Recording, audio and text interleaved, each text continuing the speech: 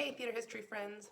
Your first assignment for our new online class is to watch The Importance of Being Earnest online. There's a video link in Canvas to a really good production, a live theater production directed by Brian Bedford, also featuring Brian Bedford, who is playing Lady Bracknell. Lady Bracknell, if you didn't already know that, is a role that is very often been played as a drag role, and this production does that. Takes that tradition, which I really think makes it pretty interesting for us as theater historians. But why are we watching The Importance of Being Earnest when it wasn't even on the syllabus from the beginning? I'll tell you why. Number one, because it's funny, and I think you need to watch something funny right now. I don't think there's much in this world that is funnier than a really good production of The Importance of Being Earnest. This is my gift to you. Watch it. See if anybody in your house wants to watch it too. Laugh a lot. If you don't already love some of these speeches or scenes, here's the time for you to fall in love with them. Add them to your own sort of rep. They're amazing.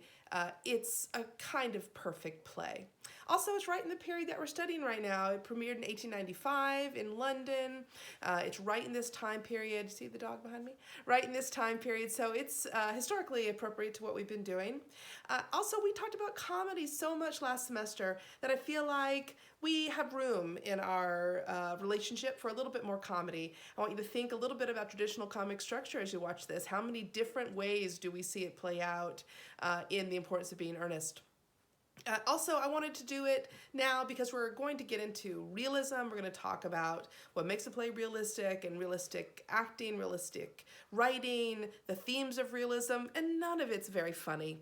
There are some laughable things in Chekhov, but it's not the kind of soul-warming comedy of Oscar Wilde's Importance of Being Earnest. So before we get into the heaviness of realism and the social problems and the stark look at our own foibles as human beings, let's just laugh.